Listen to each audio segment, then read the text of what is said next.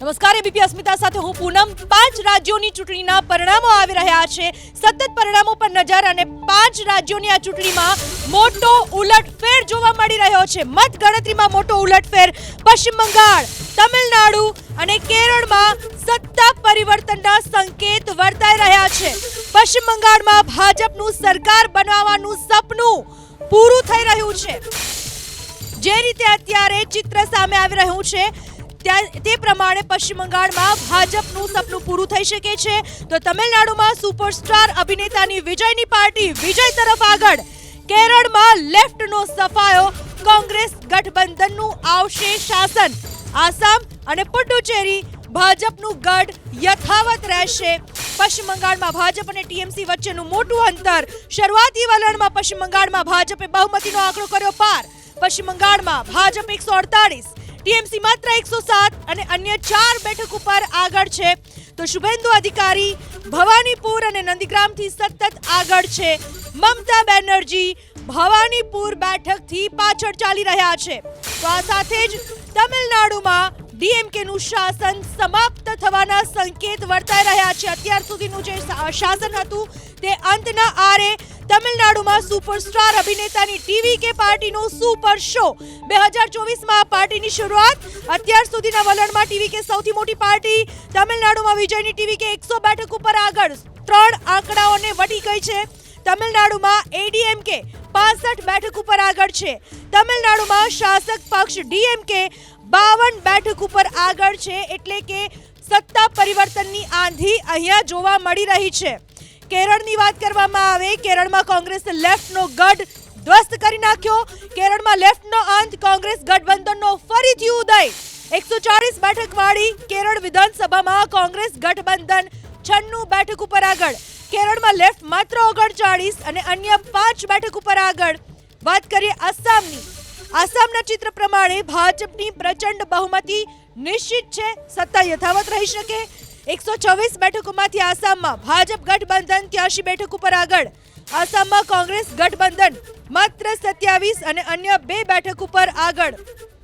મતલબ કે જે મુખ્ય તેમણે પ્રયાસ કર્યા હતા પશ્ચિમ બંગાળને લઈને, તો પશ્ચિમ બંગાળમાં જીત તરફ આગળ જતી દેખાઈ રહી છે બીજેપી। પુડુચેરીમાં પણ ફરી એક વખત ભાજપનું શાસન નિશ્ચિત છે। આજે 5 રાજ્યોની ચૂંટણીના પરિણામો જ્યારે સામે આવી રહ્યા છે, આમાંથી 5માંથી 2 રાજ્યો એવા છે આસામ અને પુડુચેરી, જ્યાં અત્યારે ભાજપની સત્તા છે। પરંતુ તમિલનાડુની વાત કરવામાં આવે, પશ્ચિમ બંગાળની વાત કરવામાં આવે, તો ત્યાં બીજેપીએ ગઢ હાંસલ કરવા માટે પૂરતા પ્રયત્નો કર્યા અને એના કારણે જ મોટો ઉલટફેર અત્યારે જોવા મળી શકે છે। પશ્ચિમ બંગાળ, તમિલનાડુ અને કેરળમાં સત્તા પરિવર્તનના સંકેત જોવા મળી રહ્યા છે। 5 રાજ્યોની ચૂંટણીના પરિણામોની મતગણતરીમાં મોટો ઉલટફેર જોવા મળી રહ્યો છે। પશ્ચિમ બંગાળ, તમિલનાડુ અને કેરળમાં સત્તા પરિવર્તનના સંકેત જોવા મળી રહ્યા છે। આસામ અને પુડુચેરી ભાજપનો ગઢ યથાવત રહે તેવું દેખાઈ રહ્યું છે। હાલ જે રુઝાન સામે આવી રહ્યા છે, પશ્ચિમ બંગાળમાં 294 કુલ વિધાનસભાની બેઠક, એમાંથી 293 બેઠક ઉપર જે પરિણામો આવવાના શરૂ થઈ ચૂક્યા છે। એક બેઠક ગેરરીતિના કારણે જેની ચૂંટણી રદ કરવામાં આવી અને 21મી તારીખે ફરીથી મતદાન કરવામાં આવશે અને એનું પરિણામ 24મી તારીખે આવશે। પરંતુ હાલમાં જે 293 બેઠક છે તેના ઉપરનું જે ચિત્ર અત્યારે સામે આવી રહ્યું છે એ મુજબ 154 બેઠક ઉપર ભાજપ આગળ છે, જ્યારે ટીએમસી 101 બેઠક ઉપર આગળ ચાલી રહી છે, તો અન્યના ફાળે અત્યારે 4 બેઠક પ્રાથમિક ધોરણે જતી દેખાઈ રહી છે। શુભેન્દુ અધિકારી ભવાનીપુર અને નંદીગ્રામથી સતત આગળ જોવા મળી રહ્યા છે। આ રીતે ઉલટફેર જોવા મળી શકે છે, ખાસ પશ્ચિમ બંગાળ, તમિલનાડુ, કેરળ, જ્યાં સત્તા પરિવર્તનની આંધીના સંકેત જોવા મળી રહ્યા છે, કારણ કે આ 3 રાજ્યો એવા છે કે જ્યાં અત્યારે ભાજપનું શાસન નથી। બાકીના 2 રાજ્યો છે જ્યાં અત્યારે બીજેપી શાસન પર છે, સત્તા ઉપર છે, અને એના કારણે જ પૂરા પ્રયત્નો બીજેપીએ પણ કર્યા હતા અને આ વખતે કોઈ પણ કચાશ પશ્ચિમ બંગાળ માટે રાખવામાં નથી આવી। અને ખાસ માઇક્રો પ્લાનિંગ માટે જાણીતા ચાણક્ય તરીકે જાણીતા અમિત શાહે પણ પૂરતા પ્રયત્નો કર્યા। શું લાગી રહ્યું છે હાલનું ચિત્ર જોતા? પશ્ચિમ બંગાળની અંદર જે ભવ્ય જીત દેખાય છે એ હમણાં જ આપે કહ્યું પૂનમ કે માન્ય અમિતભાઈ શાહ સાહેબની ચાણક્ય નીતિ અને નરેન્દ્રભાઈ મોદી સાહેબના વિકાસની રાજનીતિ પર ભરોસો। પરંતુ એમ કહીશ કે ભારતીય જનતા પાર્ટીના આદ્ય સ્થાપક શ્યામા પ્રસાદ મુખર્જીનું સપનું આજે પૂરું થઈ રહ્યું છે। દીદીની દાદાગીરી, પોલિટિકલ ગુસ્સો એમણે જ્યારે જ્યારે ગુસ્સો કર્યો ત્યારે રાજકીય હતો, એટલે પોલિટિકલ ગુસ્સાનો ત્યારે એકદમ સત્યાનાશ થયું છે. તેમને જે રીતે તૃષ્ટિકરણની રાજનીતિ કરી એનો પણ જાકારો મળ્યો છે. 3 ડિજિટમાં નથી આવવાના. દીદી ગયા છે એમ કહેતા હતા, ગઈ છે એમ જશે એમ કહેતા હતા, હવે ગયા છે પણ 3 ડિજિટમાં પણ નથી આવવાના. એ દીદી અને આજે પશ્ચિમ બંગાળની જનતાને હું નમન કરું છું, એમનો આભાર માનું છું કે તમે રાષ્ટ્રવાદને પ્રેમ કર્યો છે. રાષ્ટ્રવાદ પશ્ચિમ બંગાળને બચાવી લીધું છે, રાષ્ટ્રને બચાવ્યું છે. અને એટલા માટે ભારતીય જનતા પાર્ટીના કાર્યકર્તાઓનો ભોગ, અનેક કાર્યકર્તાઓને માર ખાધો છે, એમના ડેથ થયા છે, એમની શહીદી છે. એ શહીદીને પણ આજે સલામ. ભારતીય જનતા પાર્ટીના નેતૃત્વમાં સ્પષ્ટ બહુમતીથી આ જે જીત થઈ છે એ બદલ સૌ કોઈને અભિનંદન.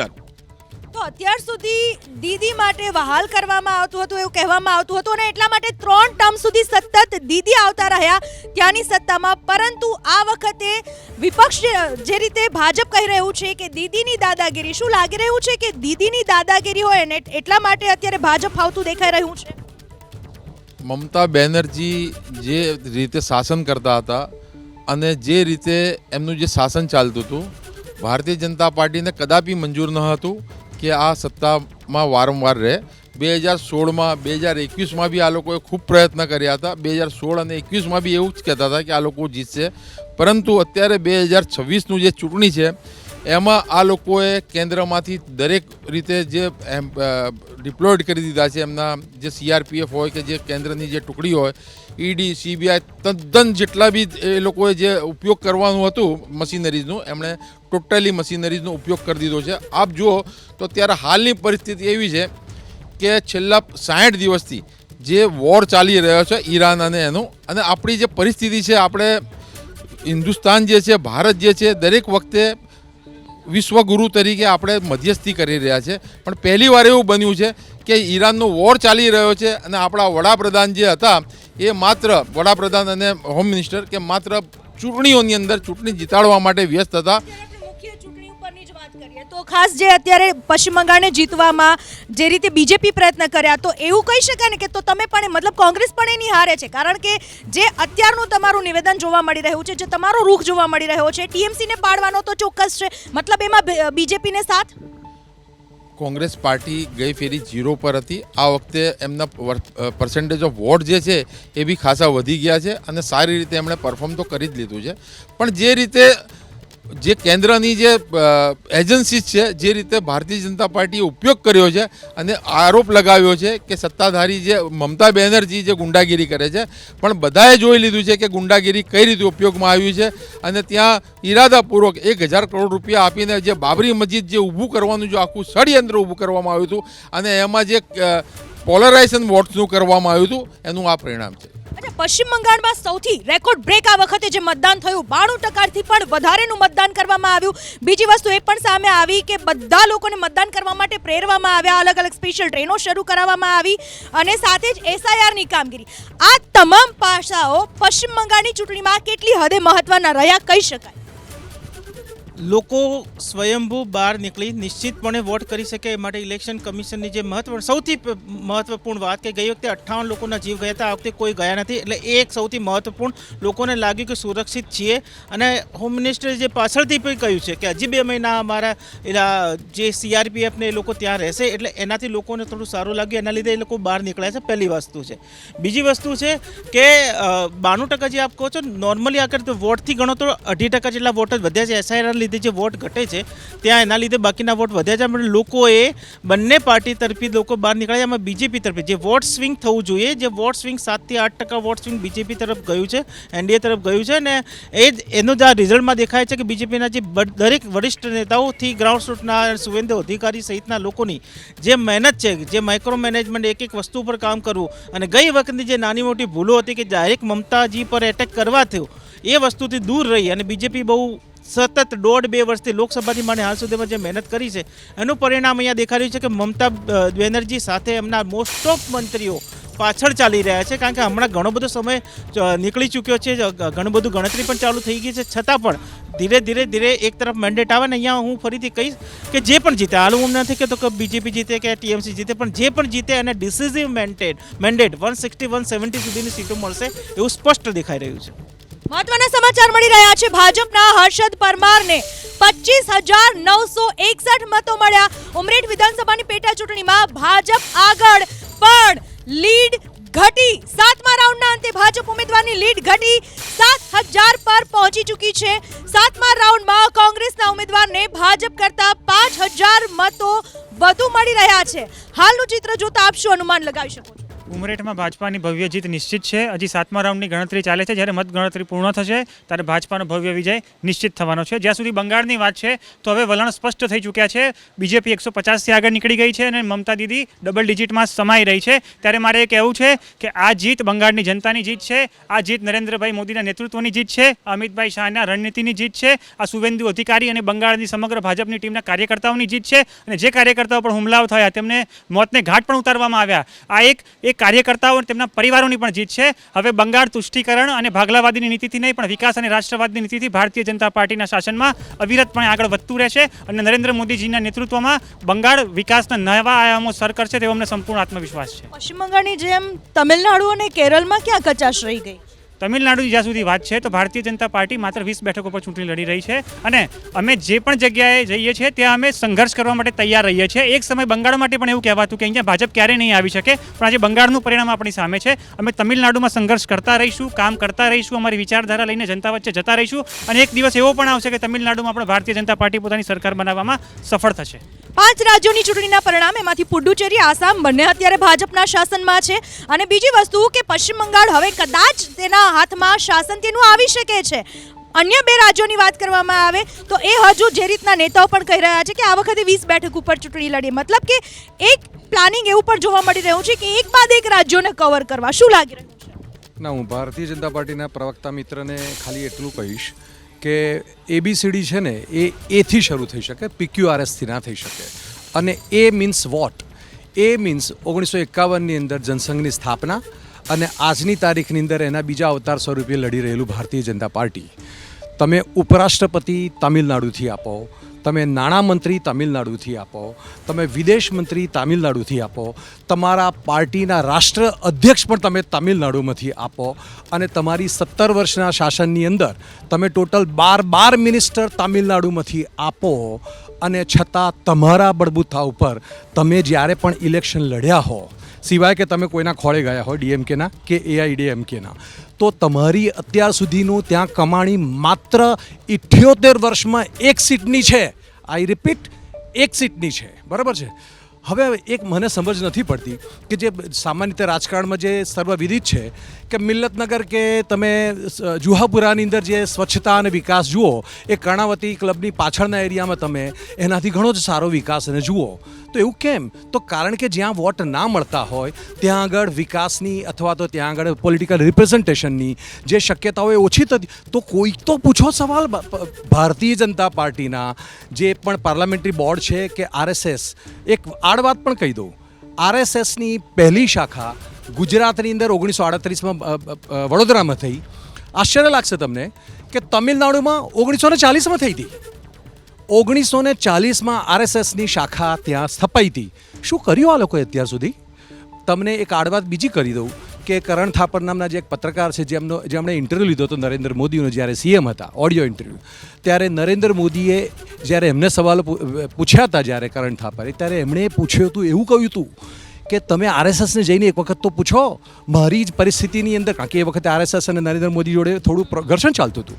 તો એ પરિસ્થિતિમાં નરેન્દ્ર મોદીએ કરણ થાપરને કહ્યું હતું કે તમે જઈને પૂછો તો ખરા RSSને એક વખત જઈને કે 1940ની અંદર તમે તમિલનાડુની અંદર અને કરાલાની અંદર 1942માં તમે પહેલી શાખા નાખી હતી, ત્યાં આ લોકોએ કર્યું શું? અચ્છા, ગુજરાતની અંદર તો 38માં જ આવી હતી વડોદરામાં, એટલે કંઈ બહુ મોટો 2-3 વર્ષથી વધારે જૂનું છે જ નહીં.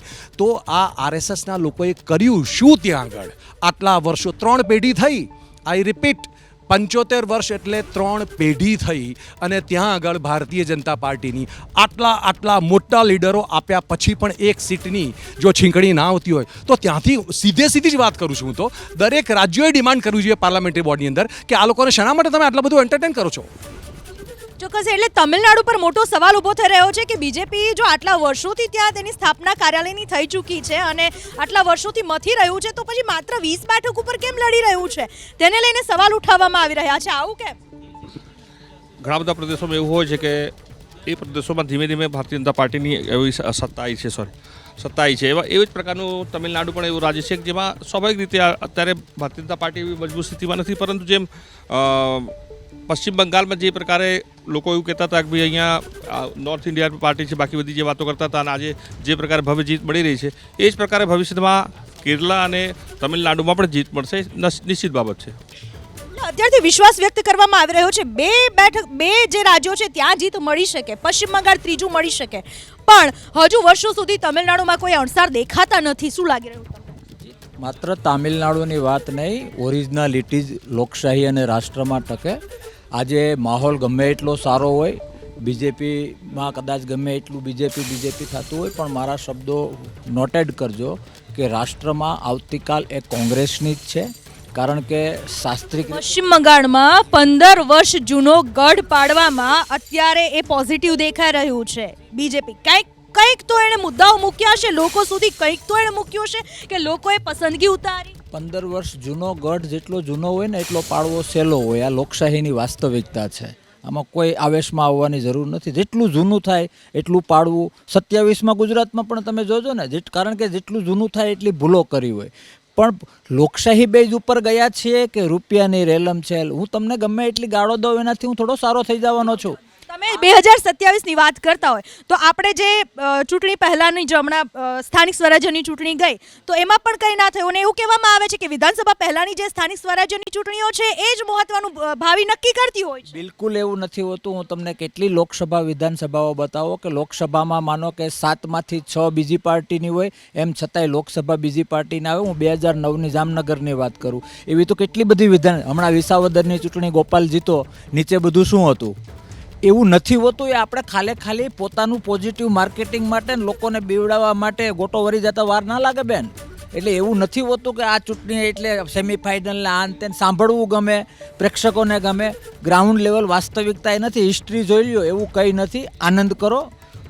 લોકશાહીની જનતા કોંગ્રેસ સિવાય બાકી બધું ગૌણ છે.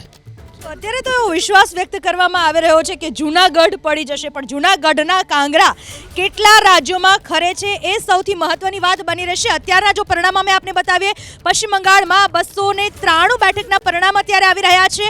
એમાંથી 156 બેઠકો ઉપર બીજેપી અત્યારે આગળ છે, 97 બેઠકો ઉપર ટીએમસી અત્યારે આગળ છે, જ્યારે 4 બેઠક અધર્સના ફાળે, અન્યના ફાળે જતી દેખાઈ રહી છે. આસામની વાત કરવામાં આવે 95 જેટલી બેઠકો ઉપર બીજેપી આગળ છે, તો 29 બેઠકો ઉપર કોંગ્રેસ આગળ છે, 2 બેઠકો ઉપર અન્ય આગળ છે. તમિલનાડુની વાત કરવામાં આવે તો ડીએમકે 55 જેટલી બેઠકો ઉપર આગળ છે. કેરળમાં 47 બેઠકો ઉપર અત્યારે લેફ્ટ ડાબેરીઓ આગળ જોવા મળી રહ્યા છે. સતત 5 રાજ્યોની ચૂંટણીના પરિણામ અમે આપને બતાવી રહ્યા છીએ.